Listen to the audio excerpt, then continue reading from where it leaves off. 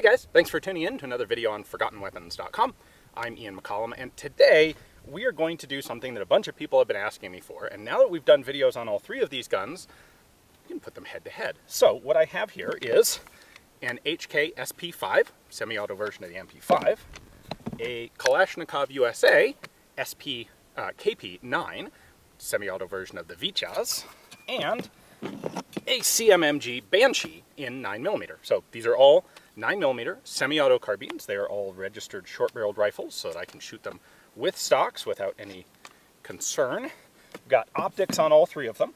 And what I have done is set up a standardized course of fire so that we can get a proper standard head-to-head comparison. What I did is I picked up a selection of targets from Mitch at MOA Targets, and they're all moving, should be fairly photogenic targets so you can see what's actually happening. So first, I will have to clear this 8-panel dueling tree. When you hit these, they swing over to the opposite side. And this will be a test of target transition. I've got 8 targets all in a row here. How quickly and easily can I move from one to the next? Once I do that, then we're going to move back here. Back here, about 10 yards behind the dueling tree, we have a mini-Mozambique, which is one of MOA's particularly gnarly targets. This thing has a head that flips down when you hit it, and when you hit the center, it resets the head, but the center target never goes away. So on this target, what I will have to do is knock down the head and then reset it, and then I can move on to the third target. The third target is a Redneck Star, MOA's version of a Texas Star. This is to see how the guns can do on moving targets. So when you hit one of these panels, it will pop off. That then unbalances the star and it starts to spin. Now, if you get really good, you can clear one of these things before it really gets moving. I'm not that good yet, but I might be at some point. So in order to force this to be a test of moving targets, what I have set up is in between, every time I hit one of these plates and knock it off, I then have to transition and hit the full-size silhouette once. And that forces me to give this time to actually get spinning. Once I've completed the star, I then go back and do the other two one more time. So one more engagement of head and chest on the mini-Mozambique. Again, that's a precision target. So I've got a precision target, I've got a moving target, and then I conclude the whole drill by clearing the plate rack one more time, another test of target transitions. The goal is to have a course of fire here that will take long enough to complete that it looks cool and it's fun to watch, but also that the guns will come out with a reasonable space between them. It'll really allow the good guns to shine and the poor guns to fail miserably and drop out. So my limitation is either 2 magazines, 2 full magazines, or 100 rounds, whichever is least for a particular gun, because if I can't clear this at all, I don't want to be sitting here forever just burning ammo to no end. So we are going to go ahead and start with the Kalashnikov, and all right, let's see how it does. Shooter ready? Ready. Stand by.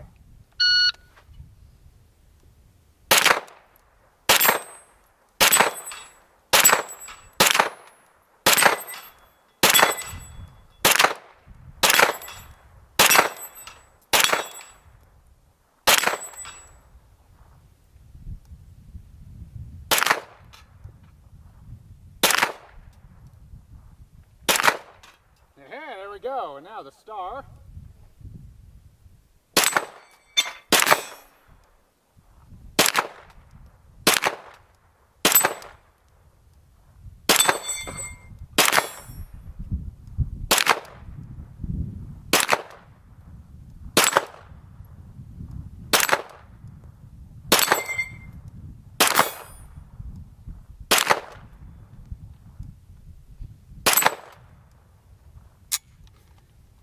Out of ammo.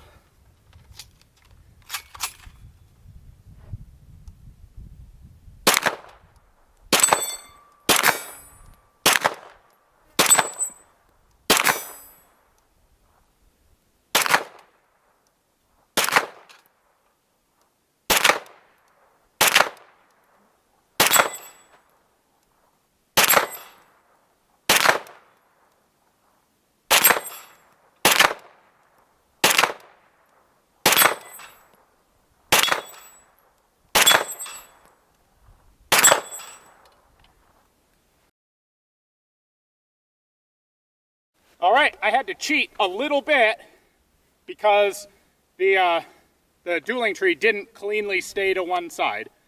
But what was my time? 93.35. 93.35. All right, and I went through like, I think there's maybe 10 or 15 rounds left in here, so that actually came kind of close to not completing. Let's see how. Let's go with the CMMG next, see how that does.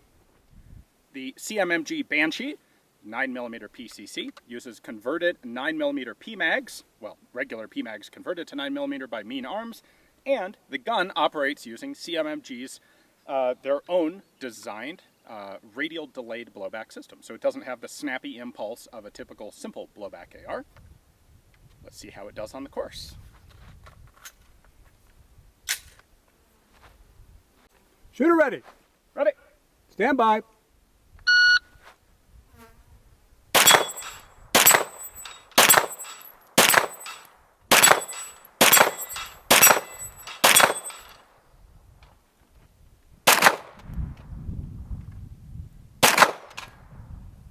Yep.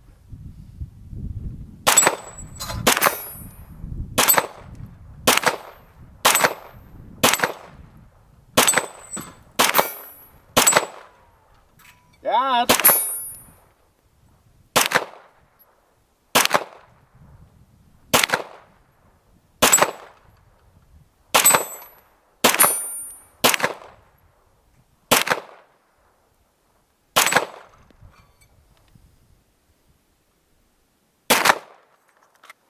I'm out, but I hit the head target.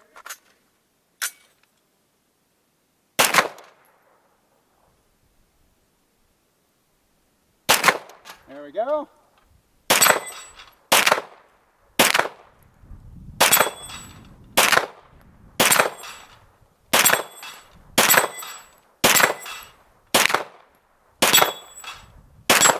Woo! Brass in the shirt. That felt pretty clean. How was the time? 76.86. All right, so like 15 seconds faster than the AK. And then last, but maybe least, maybe not least, we'll find out in just a moment, the H&K SP-5. This is, of course, the semi-auto version of H&K's world-famous MP5 submachine gun. I have registered this as a short-barreled rifle, like the other two, so that I can put a proper stock on it and shoot it the way it was meant to be done. So, let's get to it. Shooter ready. Ready. Stand by.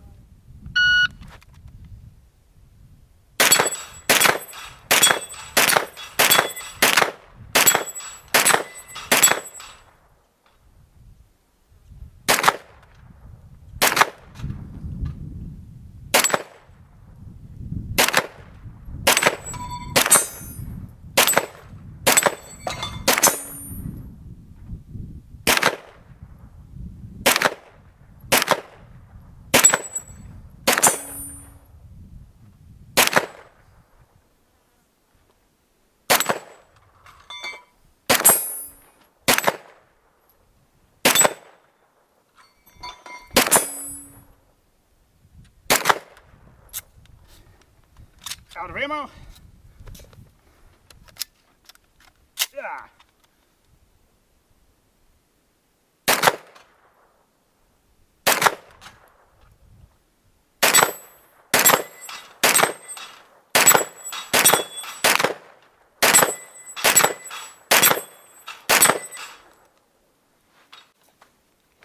What is my time, sir? 66.1. Ooh, the best one yet. All right. Not too shabby, H&K. That felt nice and smooth, even with the less than perfect cheek weld of a collapsing stock. Now, I'll tell you what, I'm going to go ahead and do one more run through with the AK, because there is a chance that I'm just getting better at this course of fire since I've been shooting it a bunch of times now. So we're going to give the AK a second chance because it was the first one to go. Let's see if it will come up or if it just is the slowest of these three guns. Shooter ready. Ready. Stand by.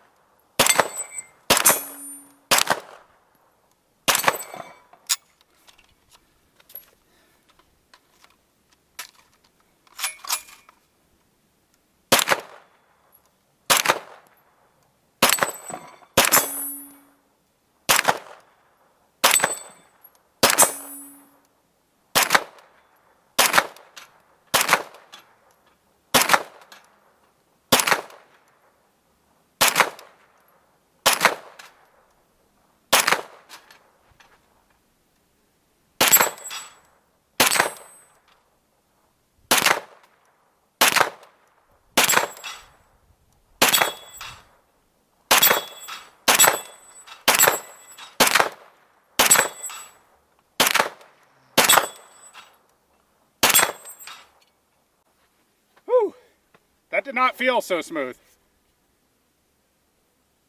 87.95. 87.95. All right, so we brought the time down a little bit, almost 10 seconds in fact, but came nowhere close to matching the other two guns. All right, well, to the winners go the spoils, namely the winner's t-shirt. HK SP5. Can anyone really be all that surprised? In reality, I wasn't sure how this was going to end up. The SP5, I specifically put one of the collapsing stocks on because I think it's really the most iconic stock to go on an MP5, and it really does exploit the compactness obviously more than the fixed stock would. So this stock has a fairly crummy cheek weld to it, which I expected to be a bit of a problem. It really wasn't. HK's trigger is not that bad. That wasn't a problem either. And this was just really smooth and fast and accurate to shoot. Truly a pleasure to shoot. Now, it is, of course, expensive. Our third place contender is substantially less expensive. And I have to say, the KP9 remains a tremendously fun gun to shoot. And it will be out in more videos because I really like it.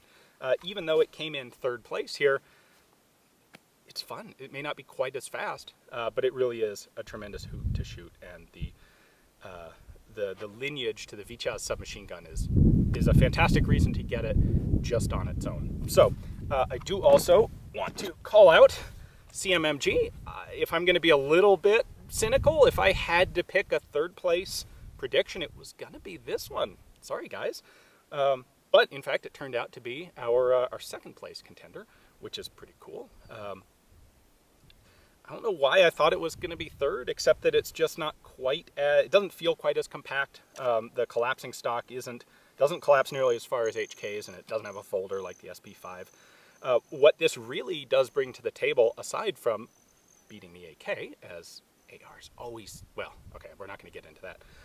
What it really does bring to the table is a level of modularity. Because this can run off of converted standard PMags, you can drop CMMG's radial delayed blowback upper onto a regular AR lower, which means if you already have a registered SBR lower, super easy to just drop on one of their pistol caliber Banshee uppers. If you have a registered full auto lower, that's a super easy way to have a 9mm submachine gun that's a heck of a lot better than the original Colt 9mm submachine guns. So there really are some great reasons, some great benefits to all three of these, but we should not let that detract us from the fact that there can only be one winner, and it is H&K. So I would like to thank all three of the companies. All three of these guns were provided to me, so I in fact did not have an element of corporate bias here. I instead went into this guaranteed to annoy one of the companies that was willing to give me a gun. So a big thanks to HK, big thanks to Kalashnikov USA, and of course a big thanks to CMMG,